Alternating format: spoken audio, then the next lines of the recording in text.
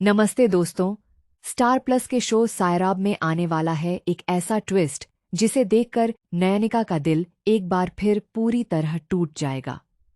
ईशान को होश तो आ गया है, लेकिन सबसे बड़ा सवाल ये है कि क्या ईशान सच में नयनिका को भूल गया है या फिर इसके पीछे कोई बहुत बड़ा राज छिपा है। जैसे कि आप सभी जानते हैं, ईशान के होश में आने के बाद जब डॉक्टर नयनिका का नाम लेते हैं तो ईशान हैरान होकर पूछता है, कौन है नयनिका?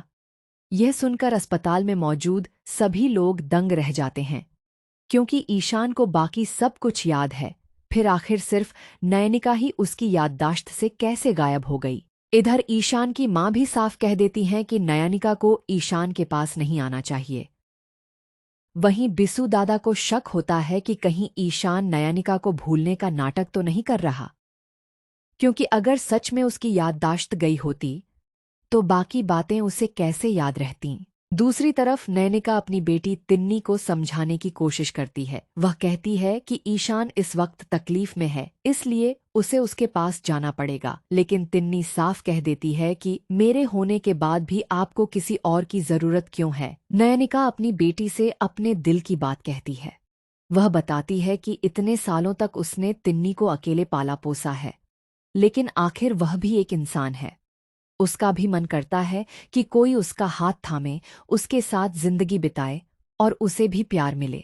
लेकिन तिन्नी नयनिका की कोई बात सुनने को तैयार नहीं होती और गुस्से में कह देती है कि वह नयनिका का चेहरा तक नहीं देखना चाहती और उसके साथ नहीं रहना चाहती। ये सुनकर नयनिका अंदर से पूरी तरह टूट जाती है। वह तिन्नी से कहती है कि अगर अब उसे उसकी जरूरत नहीं है तो वह उसकी जिंदगी से चली जाएगी।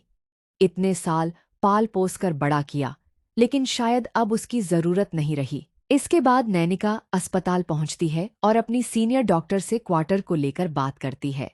वह अपनी परेशानी छिपाने की कोशिश करती है, लेकिन उसके दिल में बहुत कुछ चल रहा होता है। और फिर आता है सबसे बड़ा ट्विस्ट। नैनिका ईशान से मिलने जाती है और उसे आवाज देती है, लेकिन ईशान उसे मैम कहकर बुलाता है। नैनिका हैरान होकर पूछती है कि वह उसे मैम क्यों बुला रहा है और उससे आप कहकर क्यों बात कर रहा है। ईशान जवाब देता है कि आप हैं, इसलिए आपको आप ही बोलूंगा, और आप मेरी आंख की डॉक्टर हैं तो डॉक्टर मैम ही बोलूंगा। ईशान की ये बात सुनकर नयनिका के पैरों तले जमीन खिसक जाती है।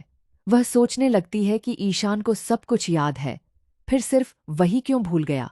अब नयनिका के मन में शक पैदा हो जाता है कि कहीं ईशान जानबूझकर उसे भूलने का नाटक तो नहीं कर रहा। लेकिन दोस्तों, असली सवाल तो ये है, अगर ईशान सच में नयनिका को भूलने का नाटक कर रहा है तो आखिर क्यों? कहीं ईशान नयनिका को उसी दर्द का एहसास तो नहीं करवाना चाहता जो उसने खुद कभी सहा था, या फिर इसके पीछे ईशान की माँ और तिन्नी से जुड़ा कोई बड़ा राज है।